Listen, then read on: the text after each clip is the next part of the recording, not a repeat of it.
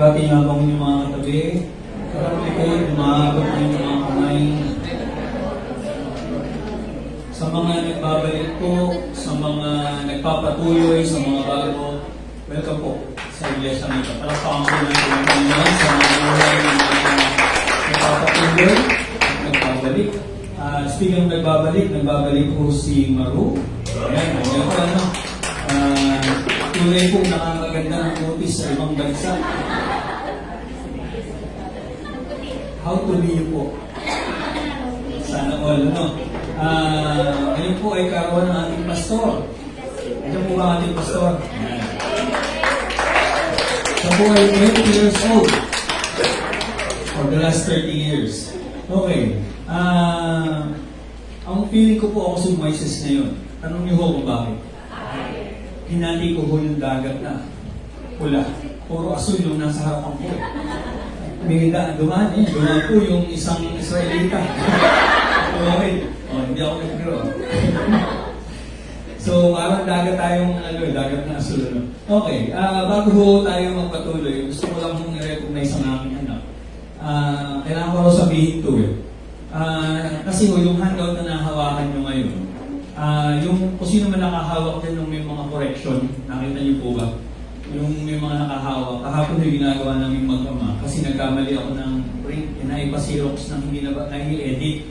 So kahapon nagbubura kami dalawa, tapos susulatan ng ABC, kung nakita niyo po. Ang sabi niya, sabihin ko raw tulungan niya ako. Sabi ko, hindi mo naman maririnig, nasa Sunday school daw Ang sabi niya sa akin, pwede ba akong tawagin? Saka mo sabihin. At least, pag napanood yung video, sinabi ko. So, wala akong kasalanan sa anak ko. Ayan. So, huwag tumulong sa akin sa bagay na yan. Okay. So, tuloy po tayo sa ating lesson ngayon. Bago po tayo magsimula, ay tayo manalangin. Tuloy po tayo ng gabay at tulong sa ulan ng Espiritu. Panginoong Isus na mga Panginoon sa lahat. Ito ang mapupurihan sa oras na ito.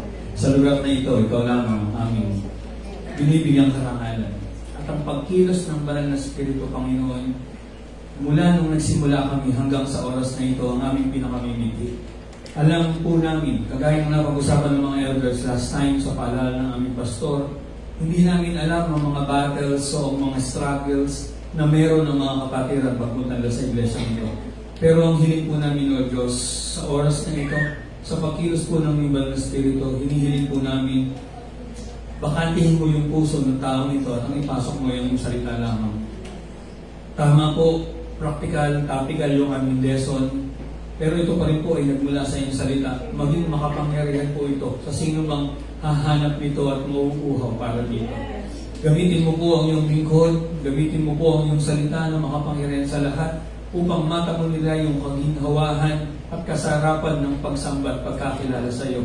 Walang papalit doon, Panginoon. Yun ang nakita nila sa oras na ito. Yun ang nakita namin. Ang kapangyarihan mo, ang iyong banal na Espiritu, ang matanaw ng bawat isa. At dawa, kahit may mga magaganap pa sa mga susunod na mga bilang pagkatapos nito, huwag mawala ang rema, ang tindi ng kapit ng iyong salita sa aming mga puso. Ikaw ang mataas, O Diyos. Ikaw ang mapupurihan. Amen. Amen. Okay. Ako po tayo sa ating pangalawang topic ngayong buwan na ito. Baka ho may nagtatanong, parang ulit lang yung topic o yung tema ng Healthy Church Member. Actually, nabanggit na po ito ng membership, pero yung mga topic ko ay ngayon pa lang talaga itatopic. Meron mo tayong na-discuss sa libro ni Tabiti. Yung a healthy church member is a gospel-saturated member. Kung tandaan niyo po yung ako nag-topic nun, ito lang po yung na-topic sa libro na yun at yung kay Elder Ed last time, yung humble follower. Ito po yung pangatlo sa ilan sa 10 na tinatopic natin ngayon. So, ang pamagat po ng ating topic ngayon sa ating series na What is a Healthy Church Member series ay a healthy church member is a growing disciple. Gusto ko lang din mo recognize si Ka Esther, nandito po. Salamat, kasama si Shelo. Andiyan ba Shelo yung kasama mo last week? Wala. Okay, so at this point, nagbabalik na yung ating mga kasama dati. Okay, bibilihin lang muna natin yung topic ni Elder Ed last time about humble follower. Ang sabi ho doon, ang tinapit niya ho mostly ay ang pagsasubmit sa sa mga authorities. Yun ho ang kanyang binigyang tugon. Pero ang isa ho nakakot ng attention ko ay yung kanyang conclusion. Ang sabi ho sa conclusion niya, ang pagiging humble ay hindi kahinaan. At tama naman po, kasi pag humble ka, pinakikita mo parang nagsasubmit ka Parang okay lang na may mas mataas sa'yo. Pero ang humility ay hindi pagpapakita ng kahinaan, kundi ito ay pagpapakita na ang Diyos ay mas malakas kaysa sa'yo. Amen po ba? At yun po ang dapat taglayin natin, mga lingkod dito. Kasi ganito, sa labas po kasi, ang hinahangad natin ay laging papuri at pagkilala ng tao. Masarap po kilalanin ng tao, masarap purihin ng tao. At minsan nga lumalagay sa isip ko, pag wala na sa church at nasa labas yung ginampanan mo at ikay pinuri, pwede mo sabihin sa sarili mo, ako naman ngayon, akin naman itong papurin na to. Pero sa totoo lang po, ang lahat ng meron tayo ay galing lamang sa Diyos. So kailangan talaga matuto tayong maging humble in everything that we do. Kaya sa labas man yan o sa loob ng iglesia, ang mapupurihan dapat sa ating mga buhay ay ang Panginoon lamang. Kaya nga kahit leader ka sa iglesia, ang itinuturo pa rin ay pagiging humble follower. Nung nakaraang buwan ho, ang topic natin ay biblical leadership. Maaminin ko po at sinare ko ito sa aking mga kapwa elders. Sabi ko, nag-struggle talaga ako last time na nagturo ako. Bakit? Hindi lahat makarelate pagdating sa leadership. Pero this time around, ang tinuturo ng libro na to at ang topic natin ngayon ay all about membership o discipleship. So, ang ina-expect ko lahat ay makakarelate sa topic na ito. Hindi tayo lahat ay leader, pero ang nakatitiyak po ako, lahat tayo ay disciple. Amen po ba? Okay. Ito hong topic na to, is a growing disciple. Ito ho ay medyo mabigat when it comes sa paghamon ko sa inyo. Why? Kasi ang gusto kong iparating sa topic na to, kailangan lumalaki ka pagdating sa pananampalataya mo. Okay, so iisipin natin, ano ba ang basihan natin sa paano masasabing ikaw ay growing or maturing in faith? So ito ho ang pag-aaralan natin ngayon. Pero bago tayo magpunta doon sa ating mga topic, gusto ko ipakita yung quotation, kung di ko alam kung nailagay ko dyan sa inyong handout. Ayan, meron yata. Nailagay ko po ba? It is impossible to separate the health of a local church from the health of its member. Hindi maaaring paghiwalayin ang kalusugan ng iglesia sa kalusugan ng members. Magkaakibat yan. Why? Because kung healthy ang member, tiyak, malusog din ang iglesia. Kayo ang sumasalamin o tayo ang sumasalamin sa kalusugan ng iglesia. At ang pangalawa, ganyan din naman, malabong paghiwalayin ang kalagayang spiritual ng iglesia sa spiritual growth at discipleship ng isang member. Kung lumalago ang isang member o ang mga members ng iglesia, natututo ito sa spiritual discipleship at spiritual maturity. Therefore, nagre-reflect ito sa iglesia. So, lahat may equals. Kapag ang isang member ay hindi aktibo sa iglesia, kapag ang member ay hindi aktibo sa salita ng Diyos, magre-reflect yun kung sino ang church sa labas. Nakukuha niyo po ba yung sabihin? So, nakasalalay ang iglesia, ang kalusugan ng iglesia natin sa ating lahat. At alam ko, pamilyar kayo sa unang Korinto 12, kung saan yung katawan ni Kristo, kapag ang lahat ay nagpa-function, nakikinabang ang lahat. Tama po ba? So, inaasahan mo ang pagkilos sa bawat isa. Hindi ho pwedeng leaders lang, hindi pwedeng kung sino lang ang may title, ay siya ang kikilos. Kahit sino ka man, kung ikaw ay kahit hindi leader at ikaw ay dinadalaw lang o supporter ka lang, as you may say, as you may describe yourself, aking magaling lang sa support. Pero pinapakita mo pa rin yung wholehearted support mo. Nagre-reflect yun sa kalusugan ng ating iglesia. Hello church, are you with me? Patuloy po tayo. Ang ating pong mga overview sa topic, meron tayo dyan 2 varieties of non-Christian growth, 3 problems in the perception about growth, 4 ways to develop growth continually, at ang huli po ay yung isang core message na ating tatandaan o yung ating conclusion. Okay, let's go. Let's move forward. Gusto ko balikan natin yung binasa ni Deacon Ana kanina, yung sa Pilipos. Paki-post po yung Pilipos 3:12 hanggang 15. Ang sabi ho dyan, ito ho kasing sinabi ni Pablo na ito, ay kung babasahin nyo yung 1 to 11, sinabi niya kung ano ang kanyang accomplishment at kung ano ang kanyang achievement. Kung may pagyayabang man, si Pablo na yon. Pero ang sinabi niya sa verse 12, hindi sa nakamtan ko na ang lahat. Tingnan niyo ho ang tinuro ni Elder Ed last time ay humility, pagiging humble follower. Ang ipinapakita ni Pablo dito, siya ay marami na accomplishment at achievement. But at the same time, ang sinabi niya, hindi sa nakamtan ko na ang lahat. Meron pa rin kulang. Pero meron siyang pwedeng ipagyabang. Pero ang gusto kong emphasize dito, mga kapatid, ay yung binasa nyo na sabay-sabay, which is verse 15. Ang sabi niya dito, ganyan ang dapat maging kaisipan nating mga matatag na. Spiritual matured. Ganyan dapat. Ano yung ganyan dapat?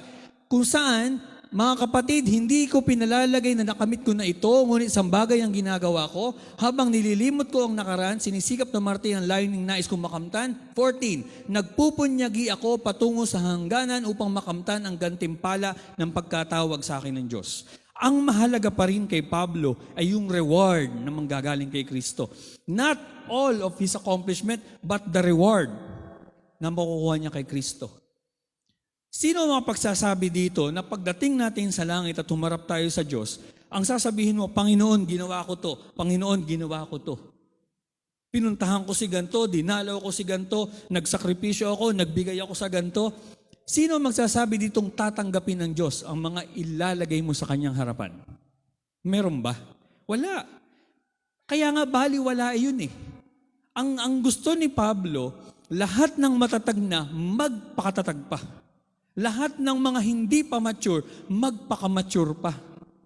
At sasabihin ko sa inyo, kung ilalagay natin sa perspektibo kaming mga leaders, baliwala ho lahat ng ginagawa natin ito kung hindi lang nakasalalay kay Kristo. Kung halimbawang may dadalawin ka, kung may magsasakripisyo ka para sa paglilingkod sa iglesia, kung hindi lang din naman nakasalalay kay Kristo at ginagawa mo ng obligasyon, wala lahat yun. Baliwala lahat yun. Pero kung gusto mong makuha ang isang tao para kay Kristo, mapabalik siya kay Kristo, at ipinapanalangin mo talaga, lahat yun nakabilang at walang, hindi mababaliwala sa harapan ng Panginoon. Yun si Pablo. Composing all of his achievements and accomplishments, baliwala lahat yun. Hanggat di niya nakakamtan yung manggagaling mismo kay Kristo. Yung magsasabi mismo si Kristo, well done, good and faithful servant. Yun po yung hahangarin natin. Paano umahangad yun? By means of growing. Sa pamamagitan ng patuloy na paglago. Meron akong natatandaan, nakwento ko na last time, si Alan po ay youth pastor namin dati, si Deacon Alan ng music. Siya ho ay laging sumusulat nun sa yellow paper. At napakatyaga niya, nagla-love letter talaga siya. Pero meron akong isang quotation na hindi ko kailanman makakalimutan sa sinabi niya. Alam niyo kung ano yun? Ang sabi niya, learning never stops. Totoo po ba? Walang makapagsasabi dito, natutunan ko na ang lahat. At ganun din naman sasabihin ko sa oras na ito, growing never stops. Hindi masasabi ng isang taong, fullness na ako. Meron na akong lahat ng nalalaman ko kay Kristo. Kahit to ang pastor ay magsasabi na hindi pa siya ganap. At kami din ho, lalo na. Kaya nga umaattend kami ng training tuwing Sabado, ng first Saturday of the month. Marami pa kaming hindi alam. At ganun din po ang sasabihin ko sa inyo. Okay, tuloy po tayo. Number 1, the two varieties of non-Christian growth. Ang una is what we call the temporary plateau. Pag sinabing plateau, sa Tagalog ho ito ay lambak. Ang bundok ay pataas. Ang plateau, pataas siya, pero pagdating sa taas ay patag. Yun ho ang nangyayari sa mga Kristiyano o sa mga tao na ang growth ay tumigil. Plateau. Hindi tumataas, kundi napapatag. Pag umakyat na, napapatag bigla. Pero ang ginamit hong adjective ay the temporary plateau. Why? Because spiritual rot o yung hukay na balaho, Christians experience from time to time that can and must. Dalawa ho yung ginamit kong verb, can and must. Pero bago tayo pumunta ron, gusto ko sabihin nyo na ito ho ay normal at natural na nararanasan ng isang Kristiyano. Nag-i-struggle ako, hindi ako nakapagbabasa ng word, hindi ko nagagawang mag-pray, nahihirapan ako, so on, so forth. Spiritual rot that we temporarily experience. Normal. Baka sabihin nyo, makasalanan na ako, hindi na ako nakapag-pray. Okay na, maranasan mo yun, na nararamdaman mo yun. Pero dapat, ang term ay temporary lang. Makakaahon ka rin. Gusto kong emphasize that kayang i-overcome and kailangang i-overcome. Ito ho ay temporary plateau. One of the two variety of non-Christian growth. Ano naman yung pangalawa? Ang pangalawa is the chronic variety. Pag sinabing chronic, ito'y nararanig madalas sa sakit. Pag sinabing chronic, ano yun? Malala. Pag chronic variety, ito ho ang mga palatandaan. Spiritual slumber. Actually, hindi nga idlip lang kundi tulog na talaga. Ano hinahanap? Struggling to get free, hindi makatakas doon sa pagkakabaon, sa pagkakabalaho. Ito masama. Ina-assume niya na wala ng growth. Sapat na yung kanyang natutunan. Sapat na yung kanyang naranasan sa pagiging spiritual. Hindi ko na kailangan makinig, hindi ko na kailangan magbasa ng word. Nabasa ko na yung Bible from cover to cover, narinig ko na lahat. At ang higit sa lahat, pride is asserting. Pumapasok na ang pride sa isip. Hindi ko na kailangan lumago. Hindi ko na kailangan ng iglesia. Hindi ko na kailangan ng church. Hindi ko na kailangan ng mga kasama ko sa iglesia. Who told you that? Akala mo masarap sa labas? No way. Akala mo magaling yung mga taong mag-i-encourage sa'yo sa labas? No way. Pag yan ang naranasan mo, sasabihin ko sa'yo,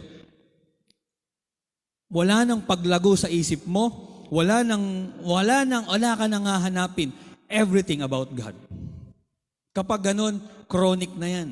Stage 3 or 4 na yan, sa sakit na yan. Hello, church, are you listening?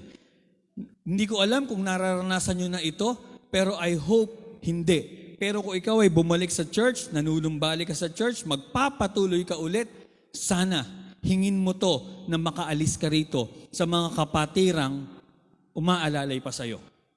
Why? Because only the people in here can help you. At sasabihin ko ho yan, I'm proud to say na ang church na ito ang tutulong sa'yo kung ikaw ay gusto mong makaahon sa pagkakabalaho na yan. Amen po ba mga kapatid? Mga house church deacons, accountability group leaders, baka nandyan yung mga matagal nyo nang inaantay, umattend ngayon, kalingain nyo na po. Tulungan nyo na makaahon sa spiritual rat na ito. Next. Ang sabi ho dito sa verse ng Hebreo 5:11-13, ito ho ay frustration ni Pablo sa mga immature Christian. Sabi ho dyan, marami pa kaming masasabi tungkol sa bagay na ito, ngunit mahirap ipaliwanag sa inyo sapagkat napakabagal niyong umunawa. Talking about old Christians, Christians who know Christ well. Pero, ang sabi niya, dapat sana yung mga tagapagturo na kayo, subalit hanggang ngayon, kailangan pa kayong turuan ng mga panimulang aralin sa salita ng Diyos. Dapat sana kumakain na kayo ng matigas na pagkain, ngunit hanggang ngayon, gatas pa lamang ang inyong kaya. Ang sabi ho sa English o sa English version ay elementary lessons. Ang hirap hong ituro ng ABC, 1, 2, 3 sa isang college. Why? Nakakabagot. Dapat ho, ang sinasabi ni Pablo, matatagal na kayo sa iglesia, marami na kayong dapat alam. Frustrated si Pablo sa puntong ito. Marami na siyang naturuan, marami na siyang naibahagi, pero ang problema, hanggang ngayon, nandun pa rin sila sa panimulang aralin. At ito ho ang problema ng hindi lumalagong Kristiyano. Hanggang ngayon, nasa basic, pero yung basic na yun, hindi naman na i-apply talaga sa kanyang sarili. Ano ho ang kailangan maintindihan at ginagawa ng isang lumalagong Kristiyano? Tingnan po natin yung right attitude ng normal and growing Christian. Una, advancement in the knowledge and likeness of Christ. Ito ang hinahanap, ito ang hinanais mo. Lumalago ka, tumataas ka, kinikilala mo si Jesus, paulit-ulit, pataas ng pagkakakilala mo. Hindi pa pwedeng kung ano yung pagkakakilala mo sa Kanya nung ikaw ay wala pa kay Kristo, hanggang ngayon kilala mo na siya, ay yun pa rin. Namatay sa krus para sa akin. Hanggang ngayon, doon ka lang. Pero yung gravity noon, dapat naiintindihan mo na. At dapat nagkakaroon ka na lagi ng desire na hanapin siya, kilalanin siya. Ano pa sumunod? Spiritual maturity. Dapat nakikita na kahit paano. Hindi ka na madaling mapikon, hindi ka na madaling magalit, hindi ka na madaling tamaan kapag may preaching na akala mo para sa'yo, hindi naman sa'yo, pero baka talagang para sa'yo. Naintindihan niyo po ba sinabi ko? Pero titingnan mo yon as a constructive criticism. Hindi yung, ay, tinamaan ako doon, palagay ko, ako yung pinapatamaan. Alam niyo po ba ang mahigpit na bilin ng pastor sa amin? Huwag namin gagamitin ang pulpito para patamaan ng isang tao. Huwag kami maging subjective, kundi maging objective. And which is true. Mananagot kami sa Panginoon kapag meron kaming gumagawa kami ng lesson, ang nasa isip namin ay si kapatid na ganito. Hindi ho para sa isang tao lang ang salita ng Diyos, kundi para sa lahat.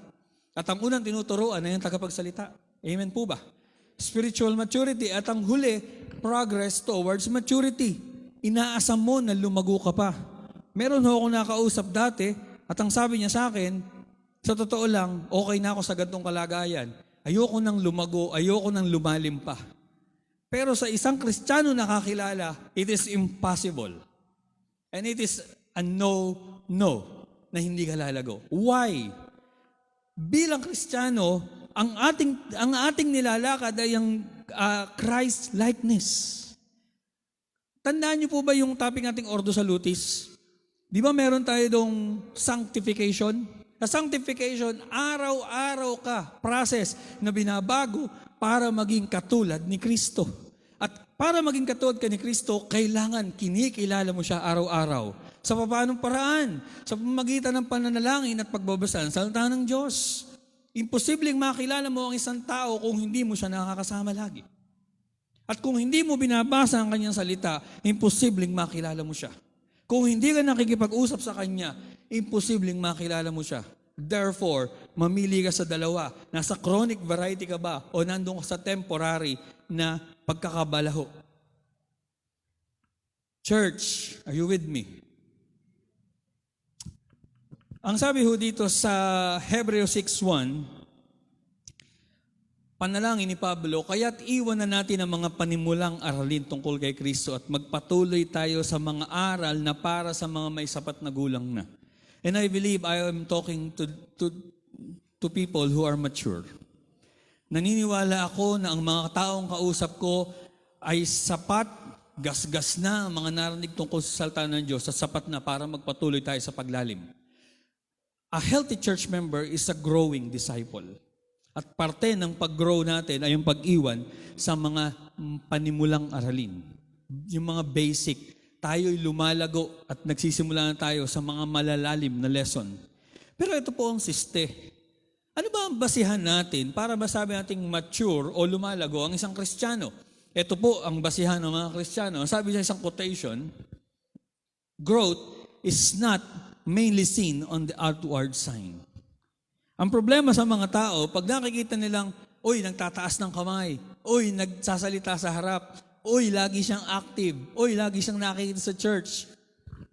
Outward signs. At dahil doon, nane-neglect natin ang inward signs. Sample, para humaintindihan natin. Pwede niyo po ba akong samahan sa pagbubukas ng inyong Bible? Wala dyan sa PowerPoint. Buksan po natin ating Bible. Pakisama po yung verse sa screen. Sa Lucas 18:9 hanggang 14. Ang storya pong ito ay ang storya ng Pariseo at ang maniningil ng buwis. Lucas 18:9 hanggang 14. Babasahin ko po, pakisundan po ako sa salin ng inyong Bible, sa cellphone man yan o sa inyong physical Bible. Sabi dito, sinabi rin niya ang talinhagang ito sa mga taong ang tingin sa sarili matuwid at tumahamak naman sa iba. May 2 lalaking pumanhik sa templo upang manalangin. Ang isa'y Pariseo at sana may publikano. Tumindig ang Pariseo at pabulong na nalangin ng ganito. O Diyos, nagpapasalamat ako sa iyo pagkat hindi ako katulad ng iba, mga magnanakaw, mga magdaraya, mga mangalunya. O kaya'y katulad ng publikanong ito. Makalawa ako nag-aayuno sa loob ng linggo, nagbibigay ako ng ikapo ng lahat kong kinikita. Samantalang ang publikano ay nakatayo sa malayo, hindi man lamang makatingin sa langit, kundi dinadagukan ng kanyang dibdib. At sinasabi, O Diyos, mahabag po kayo sa akin na isang makasalanan. 14, sinasabi ko sa inyo, ang lalaki ito ay umuwing kinalulugdan ng Diyos, ngunit hindi ang isa sapagkat ang sino mang nagpapakataas ay ibababa at ang nagpapakababa ay tataas. May binasa pong 2 verses si Elder Ed last time sa James 4:6 at sa 1 Peter 5:5 kung saan mariing sinabi ng Diyos, galit siya sa mga palalo. At sa kwento pong ito, yung may makukuha tayong tatlong bagay na nagiging daya, na nagiging deception pagdating sa atin, na masasabi natin, uy, matured yung taong yun because of its outward signs. Ano po yung tatlong bagay na iyon? Number 1 is the performance trap. The performance trap. Thinking that physical activities and duties look like good performance and success. Yung akala natin lahat ng mga gumagawang pisikal na nakikita ng ating mga mata ay pwede nang basihan. Don't misinterpret me na yung mga kumikilos sa church ay para sa performance. But be aware. Baka ginagawa lang yun dahil para masabing, okay to, active to, gamitin natin si ganito. Dati ho, ganun sa church natin. Pag nakita nating active, ikaw magsalita, ikaw magtumayo sa midweek, sama ka na sa music. Hindi. Maging aware po tayo doon. Hindi lahat ng kumikilos ay kumikilos para sa Panginoon. Laging sinasabi sa akin ng nanay, at talagang tanda ko yun, nung kami kabataan, na lagi kaming nasa church, kumahayo kami, naglilinis ng church, gumagawa kami para sa church anniversary o Pasko. Ang laging sinasabi ng nanay, madalas pa kayong nauutusan sa church kaysa sa bahay. Baka tandaan nyo, busy kayo sa kingdom, pero hindi sa king. Hello? Baka masyado lang kayong busy sa church, pero hindi nyo pinaglilingkuran ng Diyos. Ito ho ang siste. Sa basketball, may tinatawag na score sheet. At doon sa score sheet, mayroong points, may rebounds, may assist, may steal, may block, may turnovers. Kapag ang isang player ho na napakagaling, nakaka-score, nakaka-steal, nakaka-assist, nakaka-rebound, nalalagyan niya ng guhit ang lahat ng yon. Ang tawag ho sa English nun ay stuffing the stats. Kapag ganun ho, ang tingin ng mga tao, mga manonood sa player na to, napakahusay. Tama po ba? Kasi nalalagyan niya lahat eh. Merong tinatawag triple-double. Pag sinabing triple-double, double digit ang kanyang points, double digit ang kanyang rebound, double digit ang kanyang assist. Kapag nagawa niya yun, napakahusay ng player na yun. Ang problema, ganun na nagiging tingin natin sa tao. Kapag napupuno niya ng stat, yung score sheet, akala ng mga tao, napakagaling ng player na to. Pero ang hindi nila nakikita, yung isang taong dumidepensa doon sa superstar nung kabila. Minsan nag-uusap kami ng kapatid ko, sabi ko, ito ka kung si walang points, hindi kagaya ng superstar, daming points. Kasi yun lang ang nakikita natin eh. Pero sabi niya, hindi mo nakita kung ano ginawa, dinipensahan niya yung superstar ng kabila, kaya sila nanalo. Hello? Intangibles, what we cannot see. Ang problema, sa church, akala natin lahat ng nakikita, nai-scorean. Ang sasabihin natin, uy, matured na yan. Uy, aktibo na yan, pwede nang gamitin yan.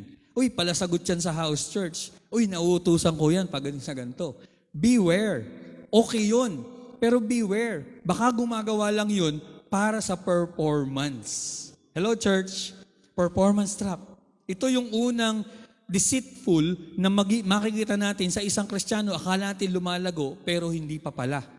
Ulitin ko, natisod na kami dati niyan sa church. Maraming nakatayo noon, hindi pala karapat dapat tumayo. Natuwa lang kami sa performance. Pero beware mga deacons, beware mga house church deacons at accountability group leaders. Next, ano yung pangalawa?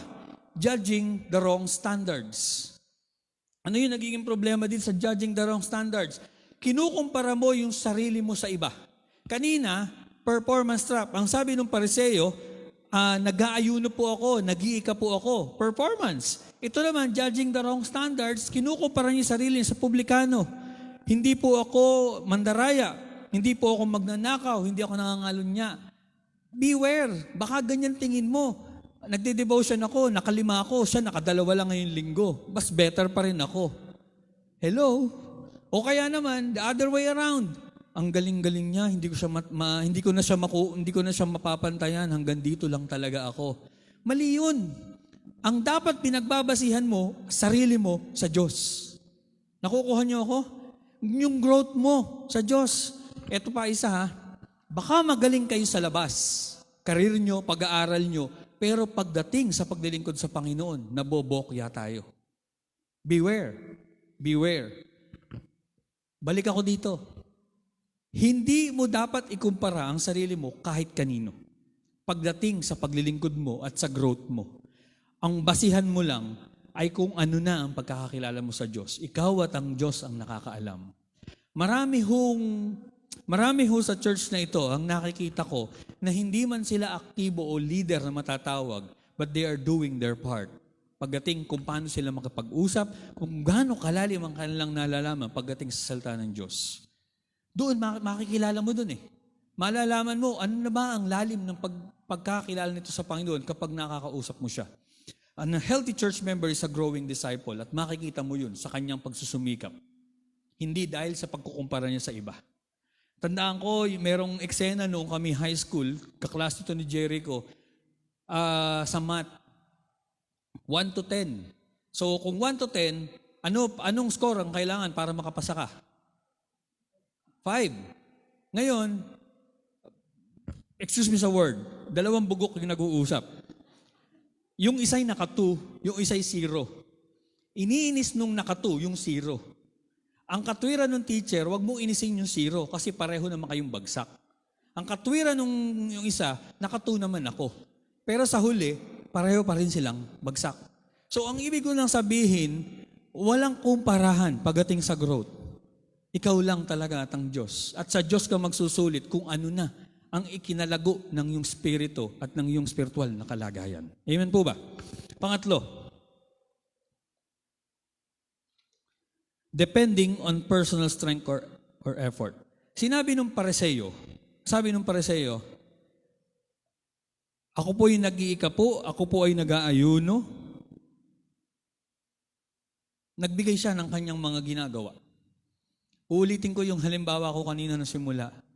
Kailan mangyayari ng lahat ng ating effort pag hinarap natin sa Panginoon ay pararangalan ng Panginoon? O hindi mangyayari yun. So ang paglago ay hindi nakadepende sa effort. Tingin nyo saan lang? 5-letter word, nagsisimula sa G, asawa ni Alan, sa biyaya lang po ng Panginoon. All through the grace of God.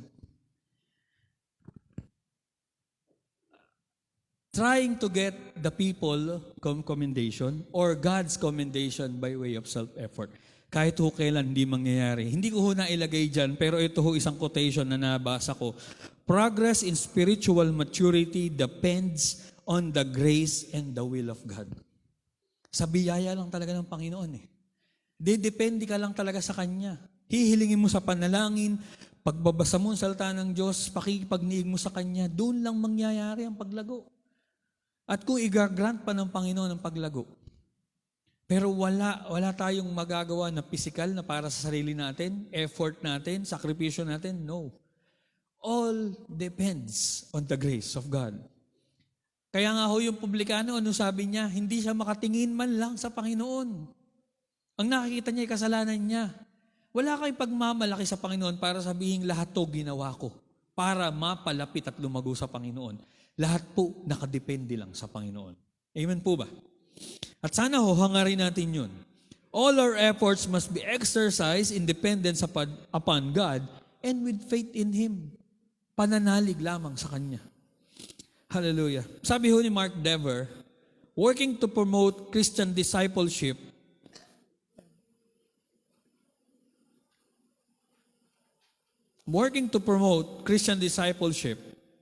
works to bring glory to God.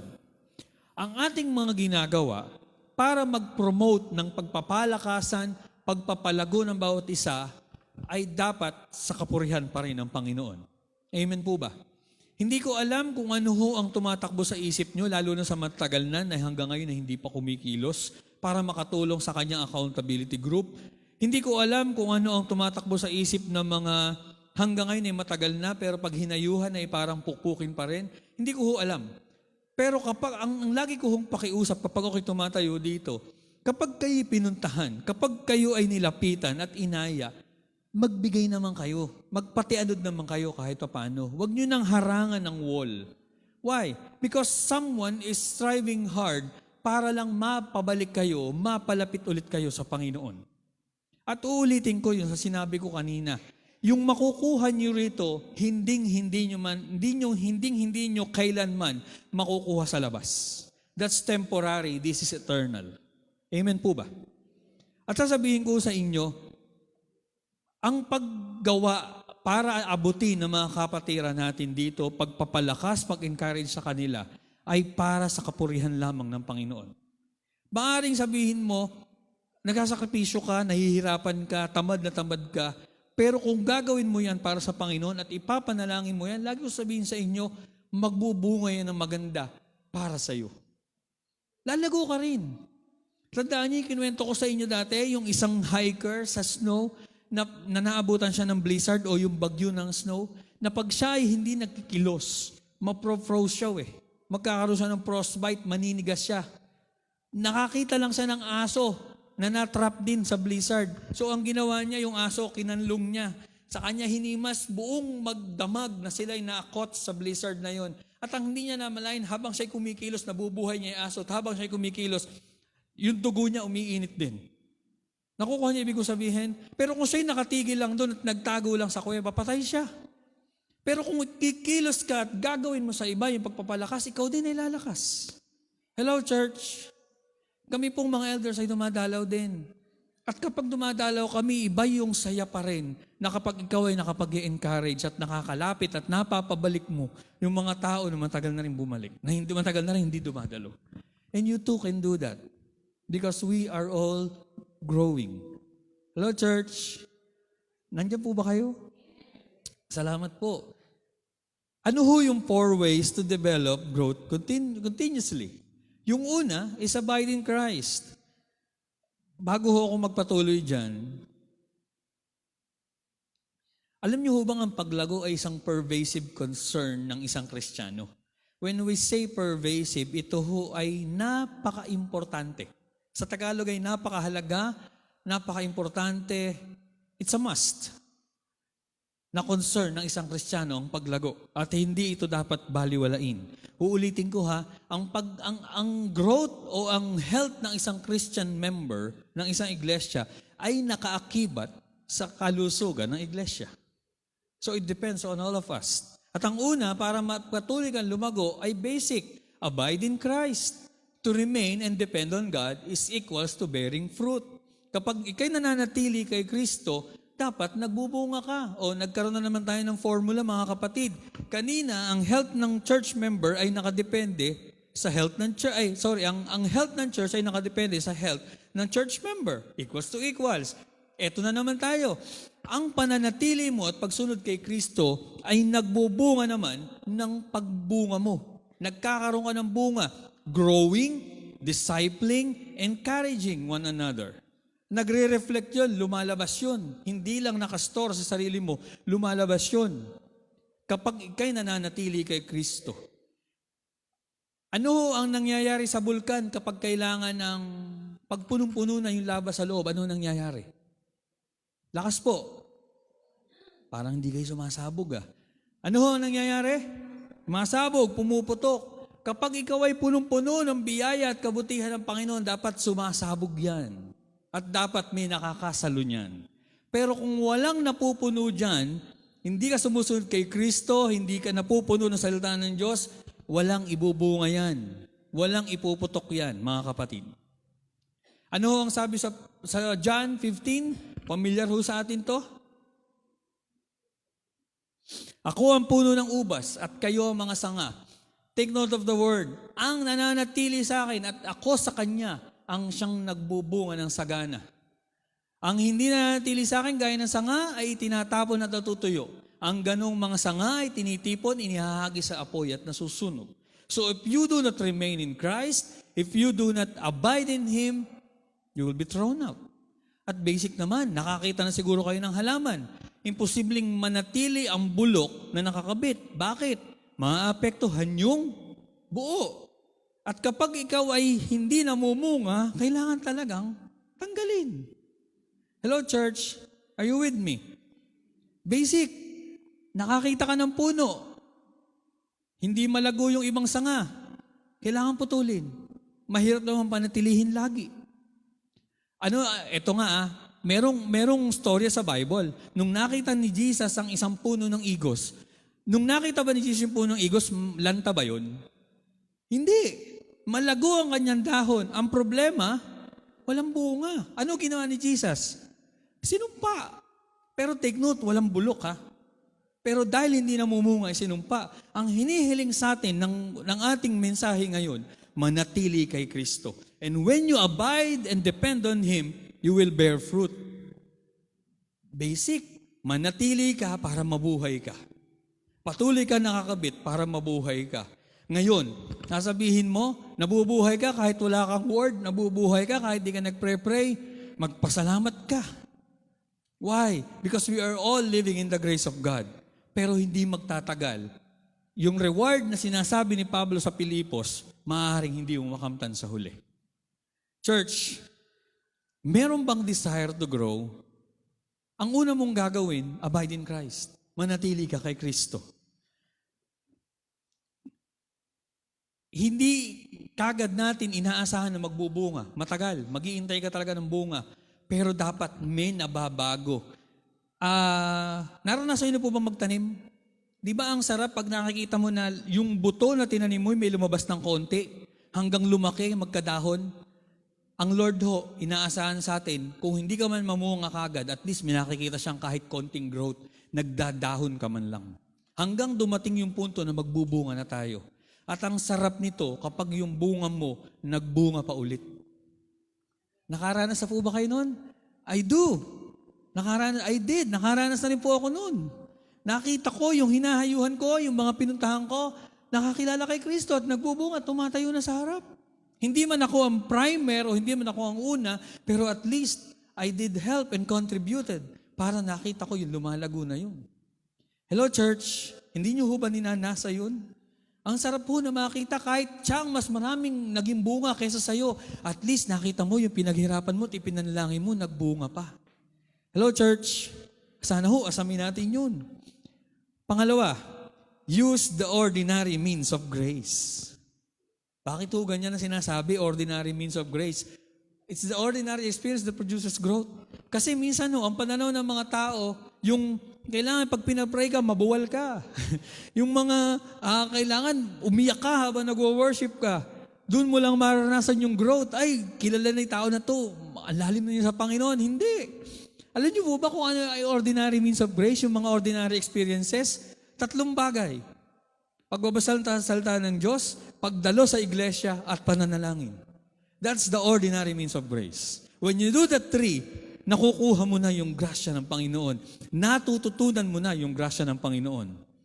Use the ordinary means of grace to grow, to continuously grow. Pagdalo sa iglesia, pagbabasa sa salita ng Diyos, at pananalangin. Hindi pwedeng mawala isa man dun. Kaya nga nagtataka ako, bakit ngayon ang Sunday, kahit ilang beses ko, ako nagsasabi kahit ilang beses ko sabihin dito na dapat ang pagdalo sa linggo ay hindi optional. Na parang ang hirap dumalo pag linggo, sino ba uunahin ko, iyon o iyon. Dapat ang pagdalo sa iglesia ay natural. Natural na option. Meron akong kausap kahapon, sabi ko, naku, di makikita ng church na ganyan ka. Sabi niya, no choice, a-attend ako. At least, meron siyang ganung kaisipan. Kahit no choice, alam niya ito ang priority. Tama po ba? Use the ordinary means of grace. How could you grow kung yung mga basic na kailangan mo, hindi mo ina-apply? Paano ka mabubuhay kung wala kang bahay, kung wala kang pagkain, kung wala kang pananamit?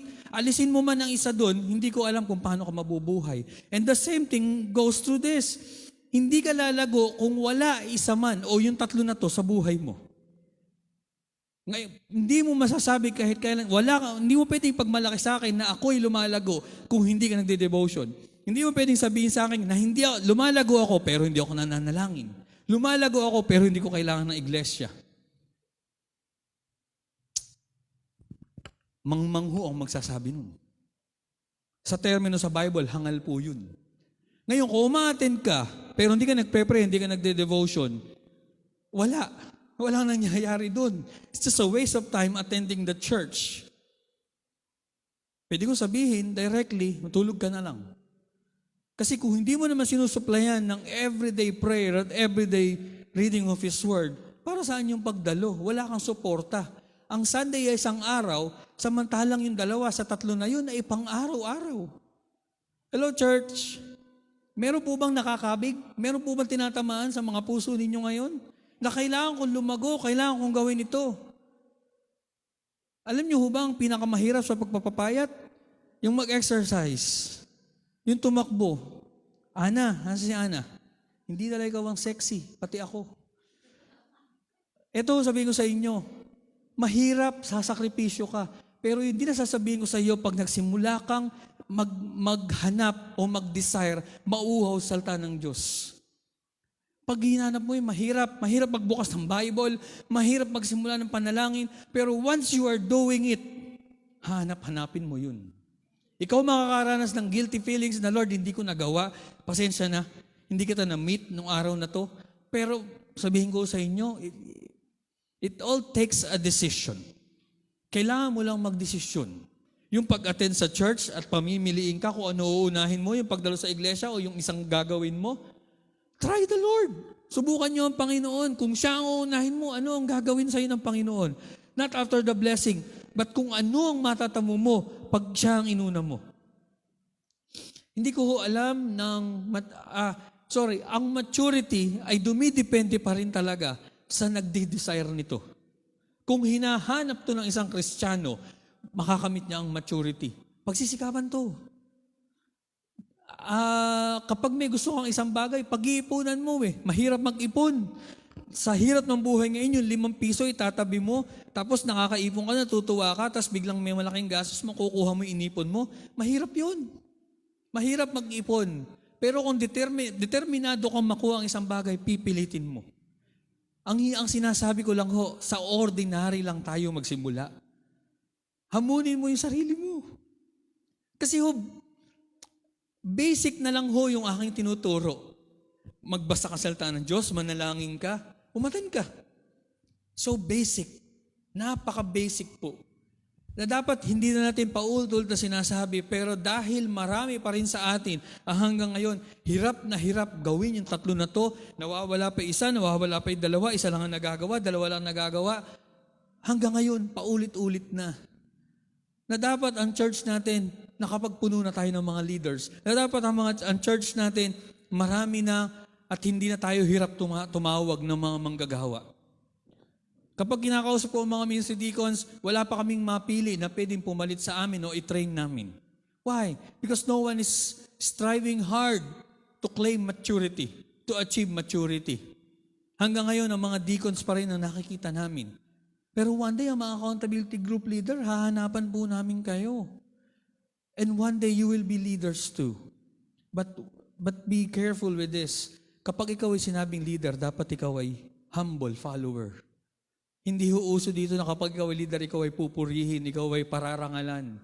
Uso dito na kapag ikaw ay leader, ikaw ay servant. Ikaw ay magbaba, ikaw ay papakababa. Nakukuha niyo po ba? Kasi ang paglilingkod natin ay para sa Panginoon. A healthy Christian does not neglect any of those 3. Sana naririnig niyo ako. Kaya sinasabi ni Jesus na ang may pakinig ay makinig. Meron kang tenga, 2, pakinggan mo. At kapag narinig mo, sana gawan mo ng paraan. Kung nahamon ka, tinamaan ka, gawan mo ng paraan. Sabi sa Titus 2:11 and 12, sapagkat nahayag na ang kagandahang loob ng Diyos na nagdudulot ng kaligtasan ng lahat ng tao. Ito ang nagtuturo, speaking of the grace of God, ito ang nagtuturo sa atin na talikuran ng makamundong pamumuhay at damdaming makalaman. At mamuhay tayo sa daigdig na ito ng may pagpipigil sa sarili, matuwid at karapat-dapat sa Diyos. When you fully know Christ and His grace, tinuturuan tayo nito na unti-unting lumayo sa makamundong gawain. Nung nagmi-meeting kami ng elder, may sinabi si pastor na may nakita siyang isang kabataan na umaattend sa church na nakita niya nagbe-vape. Ang reaksyon ko nun, hindi kabataan, let them explore. Pero sana habang umaattend sa church, naririnig niya. Kung narito siya ngayon habang narinig niya sana itigil na niya yun. Why? Nasa church Christian ang family niya, dapat talaga may binabago sa buhay niya. At ang sinasalamin niya si Kristo. Hindi ang church ang napapahiya, ang Panginoong Hesukristo. Nakilala siya ng mga tagalabas na kasama niya na ginagawa niya yon. Hello, church. what we are is yun ang nire-reflect natin sa labas eh. Si Kristo po ang dala natin. Tandaan niyo yung kinuwento ko dati sa inyo na may isang kapatiran tayo dito na nag-aaway sa isang tindahan. Nag-aaway sila nung kanyang kinakasama o partner. Tapos ang sabi nung tindera na nakarinig, di ba yung tao na yun umaattend sa inyo? Associated here. Pero much more associated kay Christ. Di ba? Sino ka pag nasa labas ka? So, dapat talaga ang hamon dito, kinikilala talaga si Kristo para may nababago sa atin eh. And habang tayo nakakakilala kay Kristo, dapat talaga yung sanctification nangyayari eh. Habang kumikilala ka, lumalayo ka sa dati mong buhay. Yun dapat nangyayari eh. Hindi yung pag-church, hubad ng dating buhay. Pagkatapos sa church, hubad ulit ng dating buhay. Ay, suot ulit ng dating buhay. May nagsuot hubad sa inyo ng underwear, pagkatapos yung hubad, susuot nyo ulit pagdating nyo ng bahay, yung hinubad nyo. Pangit, di ba? So, ganun din ho yung ating dating buhay. Habang kumikilala tayo kay Kristo, talalaman natin yung kanyang biyaya. Binibitawan natin yung dati nating pamumuhay. Pangatlo, and one of the most important, participate in the local church. Makibahagi kayo. Ang sabi ho dyan, the public assembly is meant for edification and building up of Christians and Christ's way to strengthen and mature us. Number one, yung public assembly, which is the gathering of the church, ang sabi dyan, meant for edification and building up. Pagpapalakasan. Para tayo tumibay, tumatag. Yun ho ang ginagawa sa church. Baka sabihin nyo, manunood na lang ako sa TV. Manunood na lang ako ng kay Brother Eddie. Manunood na lang ako ng mga preaching sa online. Yes, helpful, pero yung palakasan ng pisikal at nandirito, hindi mo makakamit sa panunood dun. Dito lang. Sasabihin nyo, siya nga nakatisod sa akin eh. Yes, walang perfectong church. Pero sabihin ko sa inyo, kayang labanan ng encouragement yung makikita mong katitusuran. Amen po ba? Pwede po bang sumagot ng amen ang na-encourage sa mga kapatiran dito? Salamat po sa mga sumagot. Ngayon, yung mga hindi sumagot nga kayo kung nadi-discourage kayo sa mga kapatiran dito. Ayaw nyo naman sumagot. Hindi naman kayo sumagot kanina, ayaw nyo rin sumagot sa hindi. Yun po ang ganap ng iglesia. Kaya tayo nandito ngayon, hindi lang upang makinig. Kaya mahalaga yung sinasabi namin, yung kapag may time kayo mamaya, huwag muna kayo lumabas, makipagkamayan muna kayo, makipagpalakasan muna kayo sa iba. It is an important thing to do. Huwag lang ka-house church nyo ang lapitan nyo. Hayaan nyo namang yakapin, tapikin, kamayan yung ibang mga kapatiran na hindi nyo rin ka-house church. Baka naman inaantay lang akala ko suplado ka, nang babati ka pala. Kasi lagi kang di namamansin eh. Dumidiretso ka lang lagi sa labas. Ano ba naman yung makipagkamay ka sandali, batiin mo? Hindi na, sabi ko nga, hindi laging ikaw ang babatiin. Umabot ka naman. Pero huwag kayong magkulupong kay Maru. Buhangin ang dala niyan, di chocolate. Maru, yung amin na. Bawal na pala, bawal na. Okay. Pangalawa, Christ's main way to strengthen and mature us. Ang church ang ginagamit ng Diyos para patatagin, palakasin ka. Why? Worship, Bible reading, pakikinig sa salita ng Diyos, at yung mga kapatiran mismo. Public gathering, participate. Hebrews 10:25, gasgas na, huwag nating kalimutan ang mga pagdalo sa mga gawain. Corporate prayer, house church, core leaders group, assembly, church. Ilan lang yan. Baka naman hirap na hirap ka pa. At yung iba dyan, hindi pa para lahat sa inyo. Yung ilan dyan, ilan lang. O ano dadahilan mo? May anak po akong maliit. May trabaho ako ng ganito. Hanggang kailan? Hanggang kailan mo ipagpapalit ang Panginoon? Baka naman kapag kailangan mo na ang Panginoon, siya sumagot sa inyo, ay may ginagawa ako, may sinasagot akong panalangin dito. Baka masampal tayo ng Panginoon. Ay, sampal yung katotohanan na yun sa atin. Although hindi naman gagawin ng Lord sa atin. Hindi naman gagawin yun. Hindi naman, sabi binasa natin kahapon sa Psalms 103, hindi niya tinutumbasan hindi niya tinutumbasan yung pagkakasala natin ng kanyang parusa. Di ba? Ganun kabuti ang Panginoon eh. Hindi niya, sinaktan mo ako nandun, kinalimutan mo ako, o kakalimutan din kita. Hindi ganun ng Diyos. At salamat sa Diyos na mabuti. Hindi siya ganun sa atin. Ang hinahanap lang ng Panginoon sa atin, to participate. Para mag-grow continuously, participate. Okay. And last, Efeso 4:11-16, nasabi ho dyan, binigyan niya tayo ng kaloob, the gifts. Apostle, prophets, evangelists, pastors, and teachers. Upang ihanda sa paglingkod ang lahat ng mga hinirang. Upang maging matatag ang katawan ni Kristo. Hindi lahat nabanggit. Hindi lahat may gift. Pero ang tiyak ho dito, kung anuman ang kaloob na binigay sa iyo ng Diyos, nabanggit man dyan o hindi, ang tiyak ko, gagamitin ka ng Diyos sa kaloob na meron sa sayo. I'm sure of that. I'm very, very sure of that. Hindi mo man alam yung gift mo ngayon, pero yung pag-encourage mo lang, paglapit mo lang, pagtapik mo lang, pagpapakita mo lang ng iyong presensya, it's a gift. That's an encouragement. Sabihin mo nga sa katabi mo, kung sino man yan, yung gift mo na to, kalakasan ko. Sige nga po, sunod nga kayo sa akin. Tapikin mo yung katabi mo, huwag nyo lang tawanan. Ayoko rin ang ginaganyan, pero tapikin mo lang. Malaking bagay ka sa akin. Malaking bagay na narito ko ngayon. Baka ho hindi nyo alam. Ako ho ay pressured sa oras 10:26, pero dapat matapos ako ng 11:45. Ito ho nakita niyo ho Nanay Rose. Ang Nanay Rose ay may sakit. Matindi ho yung sakit niyan. Pero hindi niyo nakita, uma-attend ngayon. At uma-attend yan every Sunday.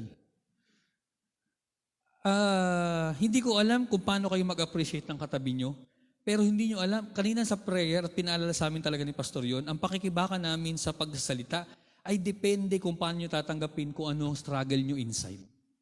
Maaring meron kayong problema sa bahay, may problema kayo kung saan man nadala nyo, hindi kayo makapakinig ng diretsyo. At yun ay kalaban namin kapag nagtuturo kami. Pero kung ano man yan, at may katabi kang tinapik mo yan, at naka-encourage ka, pwedeng mapawi yun . Kaya nga ho, napakahalaga nang nandirito ka at may nakaupo ka sa kalipunan. Kaya minsan iwasan nyo ring magtabi-tabi ka, lagi na lang kayong magkakatabi. Kayong mga senior, maghiwa-hiwalay po kayo. Hindi, laging dito pesto nila . Kayong mga santos, Okay. Minsan, anuhin nyo rin, lumibot kayo. Hindi naman natin pinapagawa kay Deacon Alan lagi yung magkamayan tayo kasi napakasikip na ng church . Pero yung bago man lang umuwi, hindi nyo alam kung ano na ibubunot yung tinik sa mga tao na yun sa pamagitan ng pagbati nyo. At wag naman laging kayo ang binabati, mambati din kayo. Okay? Sabi ho dyan, sa verse 16 nga po, kapatid. Ang sabi niya sa verse 16, sa pamamagitan niya, ang buong katawan ay pinag-uugnay, talking about Christ, ng mga kasukasuan na mula rin sa Kanya. Ito, at kung maayos na gumaganap ng tungkulin ng bawat bahagi, lumalaki ang katawan at pinapatatag nito ang sarili sa pamamagitan ng pag-ibig. When everyone is doing their part, we are growing, we are established. Amen po ba? Sana hindi lang ilan lang ang bumubuhat. Yung iba alam niyo yung bayanihan, yung bahay na buhat. Yung iba talaga nakabuhat. Yung iba pati paa nakasakay. Baka ganun yung iba sa atin. Tingnan mo yung timbang mo. Baka ikaw pa yung nakadalawa yung sakay. Dapat bumubuhat tayo lahat. Hello church. Hindi man ikaw yung nangunguna at nagsasabing, kaliwa, kanan. Pero baka naman sabihin nyo, wala na bang pagkain dyan? Nakasabit ka na . Ikulang na lang, tuhugan ka at lagyan ka ng baga sa ilalim, di ba? Okay. Pag gumaganap ang lahat, lumalaki ang katawan. At pinapatatag ang sarili sa pamamagitan ng pag-ibig. 1 John 3, Next and lastly, sa ating 4 ways, look to Jesus coming. Hindi ko talaga isasama to. Pero sa akin kasing topic, nakita nyo puro numbers ang ating title. 2, 3, 4. Pag tinanggal ko ito, 3 na naman. So isinama ko Ito sa libro pa rin ni Tabiti. Ang sabi dyan, look to Jesus coming. Nung pinag-aaralan ko to, pinipil kong isama kung bakit ko kailangang isama to. Bakit kailangan ang pagtingin sa pagbabalik ni Kristo sa ikalawang pagkakataon ay kailangan para sa growth natin? Bakit? Sabi dyan, we grow in holiness by meditating on and looking forward to the coming of Jesus. Wala muna yung blessed hope. Kapag tinitingnan natin ang Diyos na pabalik, ito yung reward na sinasabi ni Pablo kanina sa Pilipos. Hindi sa na-achieve ko na ang lahat ng bagay, kinakalimutan ko ang nakaraan at ang tinitingnan ko ay si Kristo. Kapag tumitingin tayo sa pagbabalik ng Kristo, ano ba ang meron sa pagbabalik ng Kristo at kailangan nating matutunan ito? When we meditate on this, yung kadakilaan, yung karangalan, kaluwalhatian na mayroon kay Kristo ay mapapasa atin din. Only if we persevere until the end. Ito yung tapos ng lahat ng hirap, tapos ng lahat ng kasalanan, tapos ng lahat ng pagdurusa. Nandoon pag nakita natin si Kristo, pag nagbalik na si Kristo at nakapiling na natin siya. Ito yung sinasabi. Ito yung tingnan natin. Look forward to that.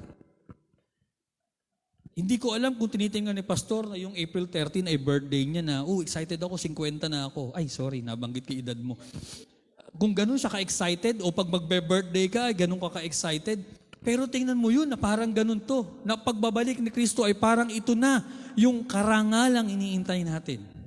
Ito na yung tinitingnan natin. At kapag tinitingnan mo yun, kailangan manatili ka. Manatili ka doon sa linya na kailangan mong lakaran. Ako ay may usapan kami ng doktor ko na 3 months, kailangan kong gawin yung mga gamot ko. Hindi ko na elaborate kasi hindi naman tungkol sa akin. Pero magkikwento lang ako ng konti. May gamot ako ng 3 months. At ito ho ang naging, yung pag-sexy ko, ang naging bunga. Pag ako ho ay sinasabi ng asawa ko, nakainin mo to, kumain ka, medyo damihan mo, sinasabi ko hindi. Ang nagiging magpapakitang gilas lang ako sa doktor ko. Para pagdating nung 3 months na tapos kami sa aming gamutan, makita niya, nagbunga lahat nung sinabi niya sa akin, sinunod ko. At ang tinitingnan ko ay yung araw na yun, na kung saan ang aking laboratory magiging maganda ulit. At kapag nakita ko yun, excited ako na makitang maganda ulit at na-achieve ko yung dapat kong ma-achieve.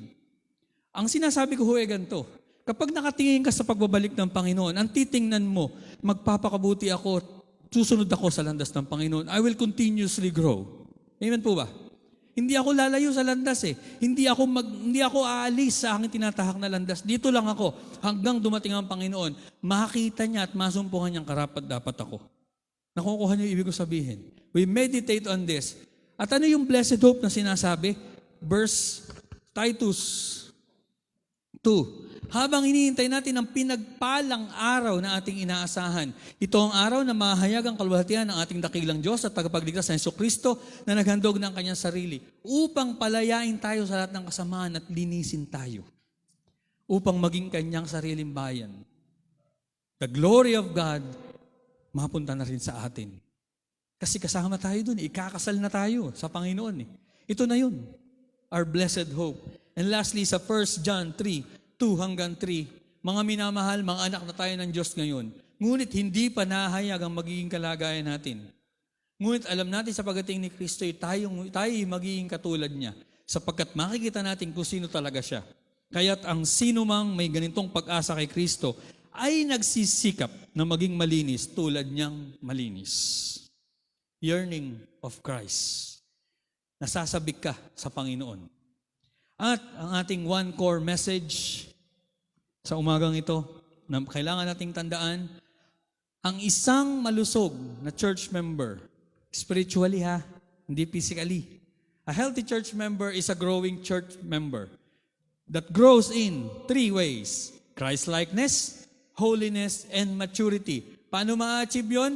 It will develop in dependence upon Christ, His words o yung pagbabasa ng salita ng Diyos at pakikibahagi sa lokal na iglesia o sa ating iglesia. Ulitin ko, ang healthy church member ay lumalago para ma-achieve yung Christ-likeness, holiness, and maturity sa pamamagitan ng dependence upon Christ, sa pamamagitan ng pagbasa ng kanyang salita, at pagdalo sa iglesia. Ano ho ang ating battle cry? Next slide please. We will not stop growing until we reach the fullness of Christ. Uulitin ko, growing never stops. Pagpalain po ng Panginoon ang salita niya ngayong umaga. God bless po sa ating lahat.